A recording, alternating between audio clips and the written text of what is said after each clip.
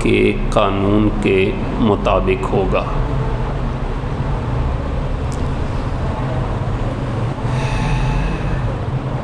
افسوس کے ساتھ یہ کہنا پڑتا ہے کہ جو ملک اسلام کے نام پر حاصل کیا گیا، اس ملک کا جشن آزادی منانے کا طریقہ بھی اسلامی نہیں ہے۔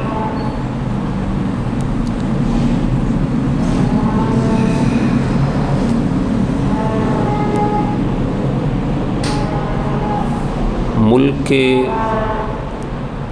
امن و سکون کو تباہ کرنے میں اور 70 سال سے زائد عرصہ گزرنے کے بعد بھی اسلام نافذ نہ ہونے میں جہاں ہمارے حکمران ذمہ دار ہیں، وہیں عوام اہل سنت اور عوام پاکستان بھی ذمہ دار ہے۔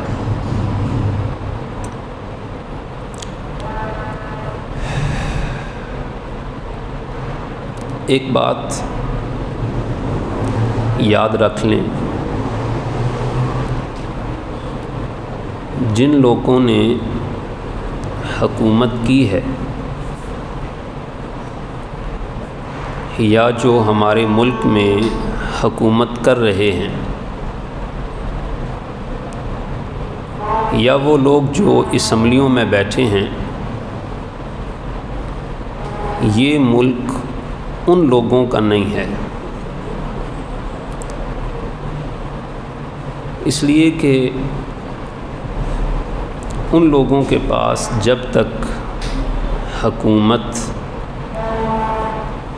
اور عہدہ ہوتا ہے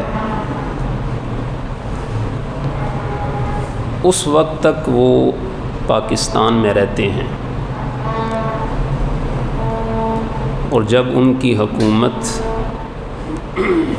اور عہدہ ختم ہو جاتا ہے تو یہ لوگ ملک چھوڑ کر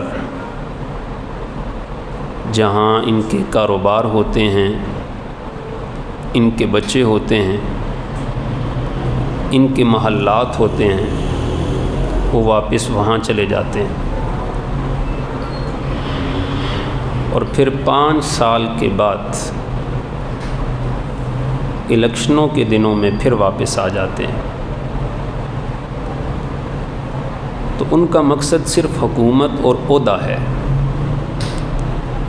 انہیں پاکستان کی ترقی سے، پاکستان کی تعمیر سے کوئی غرض نہیں ہے۔ یاد رکھیں، پاکستان ہمارا ہے، ہمارے آباء و اجداد بھی یہیں رہے، ہم بھی یہی ہیں، اور انشاءاللہ ہماری نسلوں نے بھی اسی ملک میں رہنا ہے۔ تو جب پاکستان ہمارا ہے، حکومت کرنے والوں کا نہیں ہے، تو اس کی ترقی اور تعمیر میں بھی ہم نے خود حصہ لینا ہے۔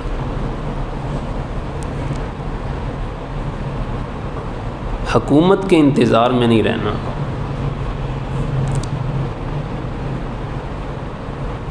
ہم اس ملک کی ترقی اور تعمیر میں اپنا حصہ کیسے ڈال سکتے ہیں؟ اس سلسلے میں 4-5 پوائنٹس، نکات میں آپ کے سامنے رکھنا چاہتا ہوں۔ سب سے بنیادی بات، ہم پاکستانی ہیں اور ہم سب کو اپنے ملک سے حقیقی محبت ہونی چاہیے. سچی محبت ہمیں ہمارے ملک سے ہونی چاہیے. اور یاد رکھیں اپنے دیش سے، اپنے ملک سے اور جہاں انسان رہتا ہے اس سرزمین سے محبت کرنا، یہ ہمارے آقا صلی اللہ علیہ وآلہ وسلم کی سنت ہے، حضور کی سنت ہے. جب کفار مکہ نے ہمارے آقا صلی اللہ علیہ وآلہ وسلم کو مکہ سے مدینہ کی طرف ہجرت کرنے پر مجبور کیا،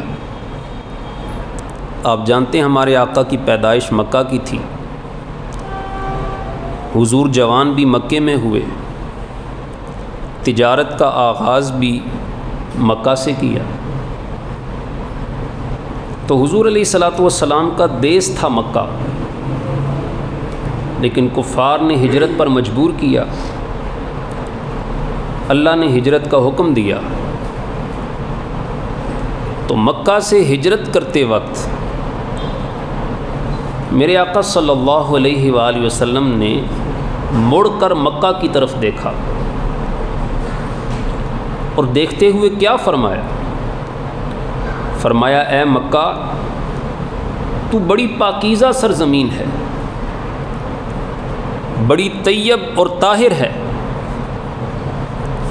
اے مکہ کی سرزمین، اگر کفار مجھے مجبور نہ کرتے تو میں کبھی بھی تجھے یہاں سے چھوڑ کر نہ جاتا،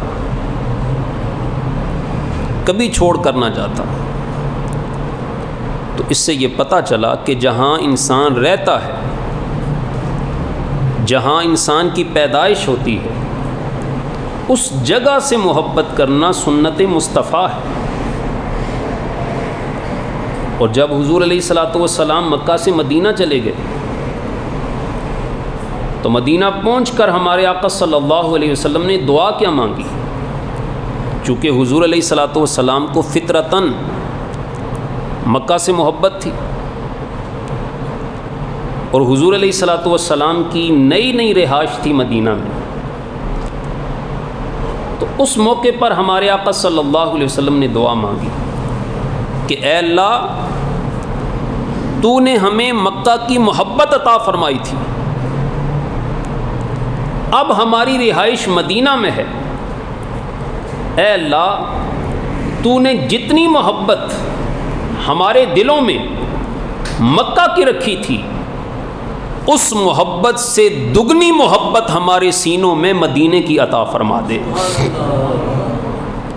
مکہ کی محبت سے دگنی محبت ہمیں مدینے کی عطا فرما دے. اس سے ایک خاص نقطہ یہ سامنے آتا ہے کہ جہاں انسان کی نئی نئی رہائش ہو اور اس جگہ میں انسان کا دل نہ لگتا ہو اور رہنا بھی وہی ہو، تو پھر انسان کو چاہیے کہ انسان اللہ سے اس جگہ کے پرسکون رہائش کی دعائیں مانگا کرے. ہمارے معاشرے میں ایک خرابی ہے، اگر کوئی آدمی دور دراز کسی علاقے سے یہاں راولپنڈی میں آیا، 5 سال 10 سال یہاں رہا، تو اس کے منہ سے کئی بار راولپنڈی کی شکایتیں سننے کو ملتی. کبھی وہ کہتا ہے کہ راولپنڈی کے پانی میں وفا نہیں ہے، کبھی وہ کہتا ہے یہاں کے لوگ وفادار نہیں ہیں. تو مختلف قسم کی باتیں، جس کی جیسی تربیت ہوتی ہے، مختلف قسم کی باتیں سننے میں ملتی. حالانکہ آپ جانتے ہیں حضور جب مدینے میں پہنچے تھے تو اس سے پہلے مدینے کا نام تھا یثرب، بیماریوں کا شہر. بیماریوں کے شہر میں قدم رکھنے کے باوجود بھی حضور نے ساری زندگی مدینے کا گلہ نہیں کیا. جب بھی رب سے مانگی، مدینے کی محبت مانگی، تو پتہ چلا جہاں انسان رہے اس جگہ کا گلہ انسان کو کبھی نہیں کرنا چاہیے۔ اور پھر حضور کو مدینے سے کتنی محبت تھی، اللہ اکبر۔ حضور علیہ الصلوۃ والسلام آگے پیچھے کہیں سفر کے لیے جاتے اور جب پلٹ کر مدینے میں آتے، حضور اپنی سواری پر تشریف فرما ہوتے، اور جب مدینے کے مکانات نظر آتے تو حضور اپنی سواری کو مزید تیز کر لیا کرتے۔ صحابہ پوچھتے، یا رسول اللہ، مدینے کے در و دیوار کو دیکھ کر آپ سواری کو مزید تیز کس لیے کر لیتے ہیں؟ تو فرمایا، من حبھا، اس لیے کہ مجھ مصطفیٰ کو اس شہر سے محبت ہے، میں اس شہر سے محبت کرتا ہوں۔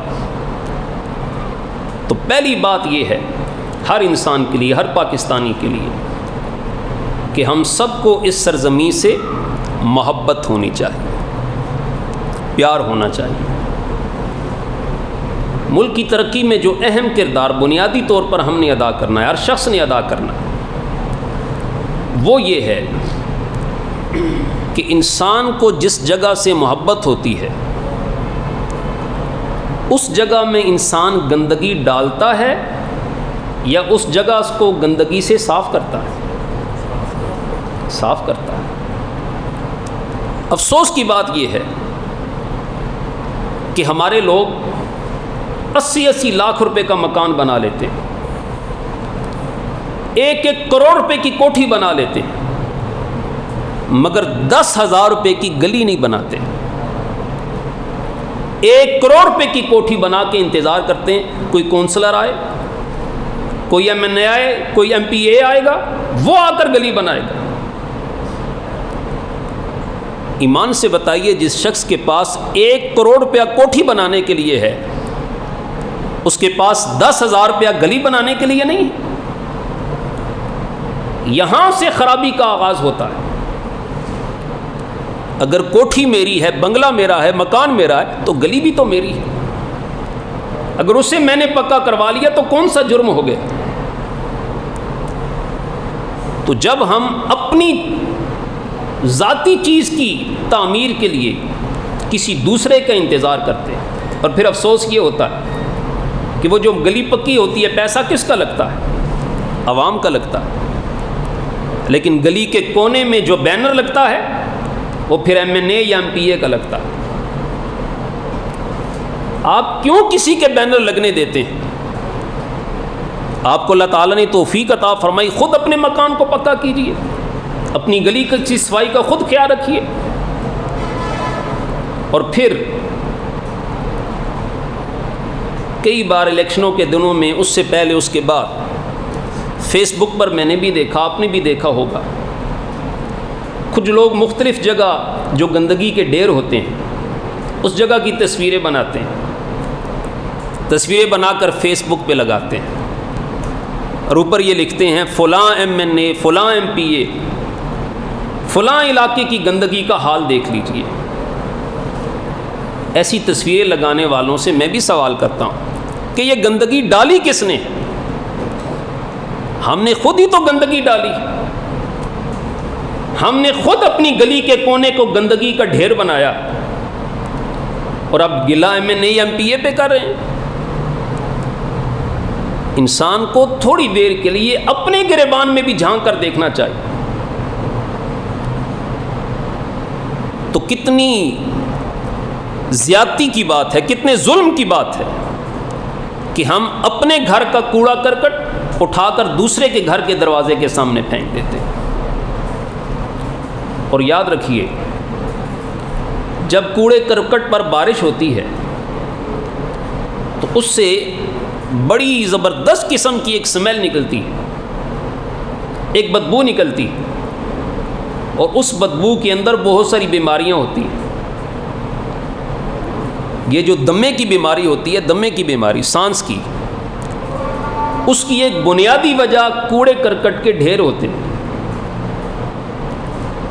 اب جو انسان اپنے گھر کا کوڑا، اپنے گھر کی گندگی اٹھا کر کسی دوسرے گھر کے دروازے کے آگے ڈال رہا ہے، اسے تھوڑی دیر کے لیے یہ بھی سوچنا چاہیے، ہو سکتا ہے ہوا چلے، اور اسی کوڑے کی گندی ہوا اور گندی بدبو ہوا میرے گھر میں لے کر آ جائے، اور جس گندگی کو میں نے اپنے گھر سے اٹھا کر کسی دوسرے کے گھر کے دروازے کے آگے پھینکا، کہیں اسی گندگی سے اٹھنے والی بیماری ہوا میرے گھر میں لے کر آ جائے اور میرے بچے بیمار ہو جائیں، تو آپ کیا کر سکتے ہیں؟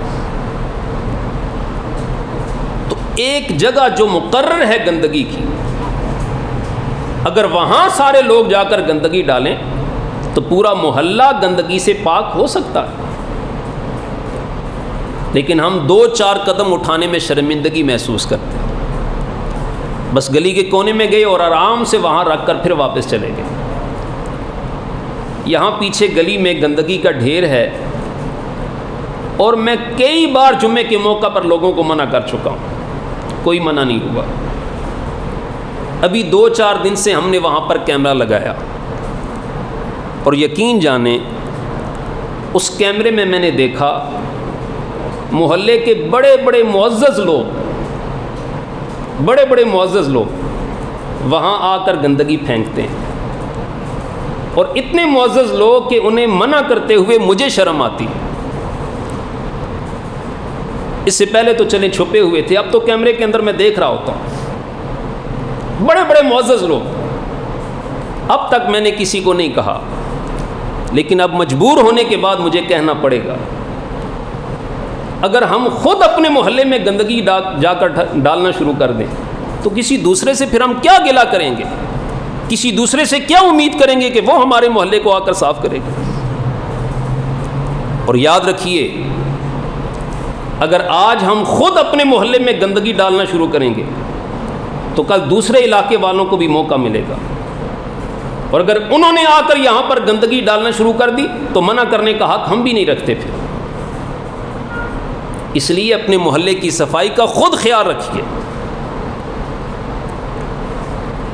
تو پاکستان کی تعمیر میں ایک گلی سے، ایک مکان سے ہر شخص اپنی ذمہ داری سمجھے، اپنی گلی کو خود پکا کرے، خود صفائی کا خیال رکھے، اور اپنے گھر کا کوڑا اور کرکٹ کسی دوسرے گھر کے سامنے مت پھینکے۔ اور تیسری اہم بات، پاکستان کی تعمیر میں ہم سب اپنا حصہ کیسے شامل کر سکتے؟ وہ یہ ہے کہ ہم میں سے ہر شخص جشن آزادی کے موقع پر گھر کی چھت پر پاکستان کا جھنڈا لہرانا اپنی ذمہ داری سمجھتا ہے۔ بڑی اچھی بات ہے، پاکستانی ہونے کا آپ ثبوت دیتے ہیں، اپنے گھر کی چھت پر جھنڈا لہرا کر آپ بتاتے ہیں کہ ہمیں بھی اپنے وطن سے محبت ہے۔ لیکن گھر کی چھت پر پاکستان کا پرچم بھی لگائیے، اور جشن آزادی کے موقع پر کم از کم ایک اپنے گھر کے اندر ایک درخت ضرور لگا لیجیے۔ آج کل سانس کی بیماری بہت زیادہ بڑھتی جا رہی ہے، اور اس کی ایک وجہ یہ بھی ہے کہ کاربن ڈائی آکسائڈ بہت زیادہ ہو گیا ہے اور آکسیجن کی بہت کمی ہو گئی۔ جو لوگ ٹریولنگ کرتے رہتے ہیں، آگے پیچھے جاتے رہتے ہیں، ان کا یہ تجربہ ہوگا کہ آپ کبھی فیض آباد سے اسلام آباد کی طرف جائیں یا کسی جانب سے بھی، جو ہی انسان اسلام آباد کی سرزمین میں داخل ہوتا ہے، انسان خود محسوس کرتا ہے کہ مجھے بڑا سکون کا سانس آ رہا ہے۔ یا کبھی آپ اسلام آباد سے راولپنڈی کی طرف واپس آئیں تو آپ محسوس کریں گے کہ تھوڑی دیر پہلے تو بڑا سکون کا سانس آ رہا تھا اور ابھی بڑی گھٹن سی محسوس ہو رہی ہے۔ وجہ کیا ہے؟ وجہ یہ ہے کہ وہاں کے لوگوں نے، وہاں کے ذمہ دار لوگوں نے وہاں پر درختوں کا اہتمام کیا ہے، اور ہمارا حال یہ ہے کہ ہمارے بزرگوں نے جو درخت لگائے ہوئے تھے ہم ان کو بھی کاٹ رہے ہیں۔ جن لوگوں کے گھر بڑے ہیں وہ اپنے گھروں میں درختوں کی کیاریوں کا اہتمام کریں۔ ہم نے بزرگوں سے سنا ہے، یہاں بزرگ بیٹھے ہیں شاید میری بات کی تصدیق بھی کریں، کہ پرانے وقتوں میں اگر کسی کے گھر میں کوئی بیٹا یا بیٹی پیدا ہوتی تو ادھر بیٹا یا بیٹی پیدا ہوتی تھی، ادھر ان کے نام کا ایک درخت لگا دیا کرتے تھے، اور پھر یہ ساری زندگی اس لڑکے یا لڑکی کی نشانی ہوا کرتی تھی کہ اس کی پیدائش پر ہم نے یہ درخت لگایا تھا، اور فلاں بیٹی کی پیدائش پر ہم نے فلاں درخت لگایا تھا۔ تو جن کے گھر کھلے ہیں وہ گھروں میں کیاریاں بنائیں، درختوں کا اہتمام کریں، اور جن کے گھر تنگ ہیں اگر وہ کیاریاں نہیں بنا سکتے تو کم از کم گھر کے چھت پر گملے تو لگائیں۔ کم از کم آپ کے اپنے گھر کی جتنی ضرورت ہے آکسیجن، اتنے پودے اور درخت تو آپ کے گھر ہونے چاہیے۔ تو پاکستان کی تعمیر و ترقی میں ہم اس طرح بھی اپنا حصہ شامل کر سکتے ہیں کہ ہر شخص گرینری کا اہتمام کرے، درخت لگانے کا اہتمام کرے۔ اور پھر ایک اور بڑی بیماری جو ہمارے ملک میں بہت تیزی سے پھیلتی جا رہی ہے، اور میں نے ایک رپورٹ پڑھی، لاہور کا ایک علاقہ ہے، وہاں کے 80% لوگ ہیپاٹائٹس سی کے مریض ہیں، اور وجہ کیا ہے؟ اس علاقے میں صاف پانی نہیں ہے۔ صاف پانی نہ ہونے کی وجہ سے ہیپاٹائٹس سی کا مرض بہت تیزی کے ساتھ پھیلتا جا رہا ہے، اور ہم اپنے گھروں میں بیٹھ کر انتظار کرتے ہیں کہ ہم نے جس کو ووٹ دیا تھا وہ آ کر ہمیں بور کروا کر دے گا، اگرچہ ان کی ذمہ داری بنتی ہے، قطع نظر اس سے وہ بری و ذمہ نہیں ہے، اس لیے کہ حضرت عمر فاروق رضی اللہ تعالیٰ عنہ اپنے دور حکومت میں اکثر فرمایا کرتے تھے کہ اگر عمر کے دور حکومت میں کسی دریا کے کنارے میں پیاس کی وجہ سے کتا بھی مر گیا تو قیامت کے دن عمر سے پوچھا جائے گا۔ اگرچہ صاف پانی مہیا کرنا حکومت کی ذمہ داری بنتی ہے، لیکن اب کیا ہو سکتا ہے؟ حکومت کو اپنے محلات کے تخت و تاج سے نیچے اترنے کی فرصت نہیں ملتی، انہیں اپنی عیاشی سے فرصت نہیں ملتی، اور یہاں لوگ 2 نمبر دوائیاں کھانے کی وجہ سے مرتے جا رہے ہیں، صاف پانی نہ ملنے کی وجہ سے کتنے لوگ مر رہے ہیں، اور حکومت کو اپنی عیاشیوں سے ہی فرصت نہیں ہے۔ اس پر کیا ہو سکتا ہے سوائے خاموشی کے؟ میں نے حضرت عمر رضی اللہ تعالیٰ عنہ کی سیرت میں پڑھا کہ روم کا سفیر، روم کے LG، روم کا پیغام لے کر، بادشاہ روم کا پیغام لے کر حضرت عمر رضی اللہ تعالیٰ عنہ کے پاس مدینے میں آیا۔ مدینے میں پہنچ کر کسی سے پوچھا کہ میں نے عمر سے ملنا ہے۔ اس کا خیال تھا کہ عمر اتنا بڑا حکمران ہے جس سے پوری دنیا کانپتی ہے، شاید اس کا بہت بڑا محل ہوگا، محل کے اندر بہت بڑا تخت ہوگا، اور اس تخت پہ عمر بیٹھا ہوا ہوگا، اور محل کے آس پاس فوج ہوگی۔ وہ یہ خیال کر کے آیا مدینے میں، کسی سے پوچھا کہ حضرت عمر کدھر ہے؟ تو اس نے کہا کہ حضرت عمر رضی اللہ تعالیٰ عنہ مسجد نبوی کے اندر۔ وہ مسجد نبوی میں چلا گیا، دیکھا تو مسجد نبوی کے صحن میں ننگی زمین پر اینٹ کا تکیہ سر کے نیچے رکھے ہوئے ایک شخص آرام کر رہا ہے۔ وہ روم کا LG انہی سے آ کر پوچھتا ہے کہ میں نے عمر سے ملنا ہے، بتائیے عمر کدھر ہے؟ تو حضرت عمر نے سر اٹھا کر کہا مجھے ہی عمر کہتے ہیں، مجھے ہی عمر کہتے ہیں۔ اس شخص نے وہاں کھڑے ہو کر ایک تاریخی جملہ بولا، اس نے کہا اے عمر، تیرے رعب سے، تیری ہیبت سے اور تیرے نام سے کیسر و کسرا کے محلات بھی کانپ رہے ہیں، اور تو ننگی زمین پر اتنے آرام سے سو رہا ہے؟ تو ننگی زمین پر اتنے آرام سے سو رہا ہے؟ اقبال کہتے ہیں نگاہ فقر میں شان سکندری کیا ہے، خراج کی جو گدا ہو وہ کیسری کیا ہے، اور تخت سکندری پہ وہ تھوکتے نہیں ہیں، بستر لگا ہوا ہے جن کا تیری گلی میں۔ تو اگرچہ عوام کی بنیادی ضروریات پوری کرنا حکومت کی ذمہ داری، لیکن آپ خود سوچئے ایک بور کروانے میں کتنا خرچہ آتا ہے؟ بہت زیادہ خرچہ آ جائے 1 لاکھ روپیہ خرچہ آ جاتا ہے، بہت زیادہ خرچہ کر لیں 1.5 لاکھ روپے آ جاتا ہے۔ اگر ایک گلی کے 4-5 صاحب حیثیت لوگ مل کر اپنی گلی میں صاف پانی کا ایک بور کروا لیں، خود بھی پئیں، محلے والوں کو بھی دیں، تو کیا اس سے ان کی دولت میں کمی آ جائے گی؟ یاد رکھیں، حدیث مبارکہ ہے کہ ایک عورت زانی تھی، زانیہ تھی، اور سخت ترین بدترین عورت تھی، بد کردار اور گناہگار عورت تھی۔ جب وہ عورت ایک علاقے کے قریب سے گزر رہی تھی، اس نے وہاں دیکھا کہ ایک کتا پیاس سے تڑپ رہا ہے، اور پیاس کی شدت کی وجہ سے وہ کتا گیلی مٹی کھا رہا ہے کہ شاید اس گیلی مٹی سے ہی کوئی پانی کا قطرہ نکل آئے۔ وہ کتا پیاس سے اتنا تڑپ رہا تھا، اس عورت نے جب اس کتے کی پیاس کی تڑپ دیکھی تو اس سے رہا نہ گیا، پاس ہی دیکھا تو ایک کنواں تھا، کنویں کے اندر پانی بھی تھا، لیکن پانی نکالنے کے لیے کوئی چیز نہیں تھی۔ اس نے اپنے جوتے کے ساتھ اپنا دوپٹہ باندھا اور ایک ایک گھونٹ پانی کا کر کے وہ کنویں سے نکالتی رہی اور اس پیاسے کتے کو پلاتی رہی۔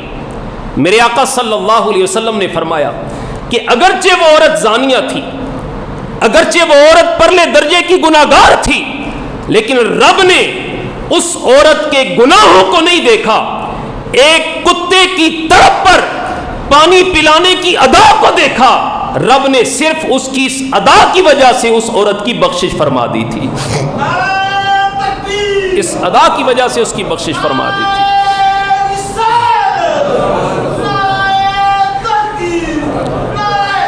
جنہیں اللہ تعالیٰ نے حیثیت عطا فرمائی ہے، جنہیں رب نے دولت عطا فرمائی ہے، وہ اپنے گھروں کے باہر محلوں میں کسی خاص مقام پر ایک ایک پانی کا بور کروائیں اور لوگوں کے لیے وہ پانی عام کر دیں۔ ہمارے ہاں ایک اور مصیبت ہے، کسی کا باپ مر جائے نا تو اس کی خواہش ہوتی ہے کہ میں 500-600 آدمیوں کو باپ کے چیلم پہ بلاؤں، جب تک 500-600 آدمیوں کو چیلم پہ نہیں بلاؤں گا میرے باپ کا چیلم نہیں ہوگا۔ حضرت سعد حضور کی بارگاہ میں حاضر ہوئے، عرض کی آقا میری ماں فوت ہو گئی ہے، میں اس کے لیے سال ثواب کرنا چاہتا ہوں، کیا کروں؟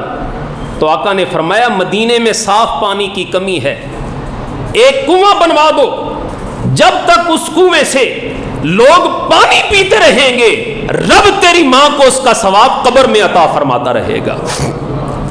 تو باپ کے چیلم کے لیے اتنا بڑی محفل سجانے کے بجائے کبھی ایک بور بھی کروا سکتے ہیں۔ چیلم کی محفل تو وقتی ہوگی، ختم ہو جائے گی، لوگ کھائیں گے، ڈکار مار کے چلے جائیں گے۔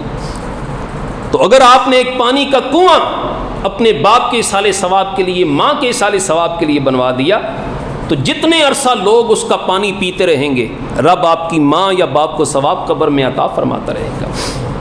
تو یہ 4-5 خاص پوائنٹس تھے کہ جن پر عمل کر کے ہر شخص اپنے محلے، اپنے علاقے کو بہتر بنا سکتا ہے۔ پہلی بات، گندگی اپنی گلی محلے میں مت ڈالیے۔ دوسری بات، شجرکاری کا اہتمام کیجیے۔ لوگ تو آج ہماری حکومت کہتی ہے شجر لگنے چاہیے، درخت لگنے چاہیے، ہم اتنا اہتمام کر رہے ہیں۔ حضور علیہ الصلوۃ والسلام نے 1400 سال پہلے شجرکاری کی مہم کا آغاز فرمایا تھا، اور حضور نے فرمایا جو شخص درخت لگاتا ہے، جتنا عرصہ لوگ اس درخت سے فائدہ اٹھاتے رہتے ہیں، حتیٰ کہ اگر اس درخت کا کوئی پتا کوئی جانور یا پرندہ بھی کھاتا ہے، رب اس کا ثواب بھی درخت لگانے والے کو عطا فرما دیتا ہے۔ تو ہر شخص کو چاہیے درخت لگانے کا اہتمام کرے۔ گھروں میں جگہ ہے تو بڑے بڑے درخت لگائیے، نہیں تو اپنی گھر کی چھتوں پر کیاریاں بنائیے، چھوٹے چھوٹے گملوں میں سبزے کا اہتمام کیجیے، اور صاف پانی کا اہتمام ہر شخص کو چاہیے۔ جن کے گھر میں اللہ تعالیٰ نے کنووں کے اندر، بورنگ کے اندر صاف پانی دیا ہے، وہ کسی دوسرے کو صاف پانی دینے میں ذرا کنجوسی مت کیجیے۔ یہ کیسے ہو سکتا ہے کہ آپ کے گھر کے پانی سے محلے والوں کو فائدہ ہوتا رہے اور رب آپ کے گھر کا پانی کم کر دے؟ ایسا نہیں ہو سکتا۔ اللہ فرماتا ہے مجھ سے سودا کرو، مجھ سے تجارت کرو۔ اے اللہ تیرے سے تجارت کیا ہے؟ رب فرماتے ہیں مجھے 1 دو، میں تمہیں 1 کے بدلے میں 10 عطا فرماؤں گا۔ تو یہ ساری چیزیں کب ہوں گی؟ جب ہمیں اپنی سرزمین سے محبت ہوگی، جب ہمیں اپنے ملک سے محبت ہوگی۔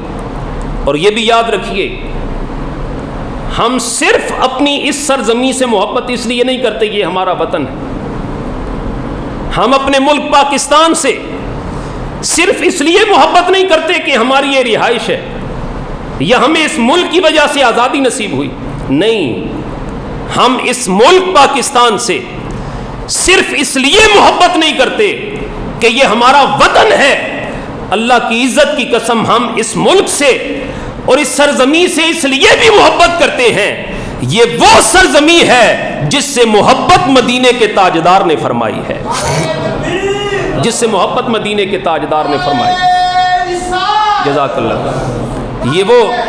یہ وہ سرزمین ہے جس سے ہمارے آقا صلی اللہ علیہ وسلم نے محبت کی، اور امام حاکم نے اس روایت کو نقل کیا کہ آقا صلی اللہ علیہ وآلہ وسلم نے فرمایا کہ مجھے ہند سے ٹھنڈی خوشبو آتی ہے، مجھے ہند سے ٹھنڈی ہوا آتی ہے، اور یہ اس وقت ہند کی سرزمین تھی، یہ پورا ہندوستان تھا، اور حضور نے فرمایا کہ مجھے ہند سے ٹھنڈی خوشبو آتی ہے، ٹھنڈی ہوا آتی ہے۔ اور اسی حدیث کا ترجمہ علامہ اقبال نے کیا، اقبال کہتے ہیں میرے عرب کو آئی ٹھنڈی ہوا جہاں سے، میرے عرب یہ ہمارے آقا صلی اللہ علیہ وسلم کا لقب ہے، یعنی عرب کے امیر، میرے عرب کو آئی ٹھنڈی ہوا جہاں سے، میرا وطن وہی ہے، میرا وطن وہی ہے۔ اقبال کہتے ہیں جس سرزمین کی ٹھنڈی ہوا میرے مصطفیٰ مدینے میں محسوس کرتے تھے، اے اللہ تیرا شکر ہے میں اسی وطن کا رہنے والا ہوں۔ ہمیں اس بات پہ فخر کرنا چاہیے کہ ہم اس سرزمین میں سانس لیتے ہیں جس سرزمین کی ٹھنڈی ہوائیں مدینے کے تاجدار مدینے میں محسوس کیا کرتے تھے۔ اللہ میرے ملک کو مزید ترقیاں عطا فرمائے، پاکستان کے سارے شہروں زندہ رہو تابندہ رہو، روشنی کے بلند میناروں زندہ رہو تابندہ رہو۔ وما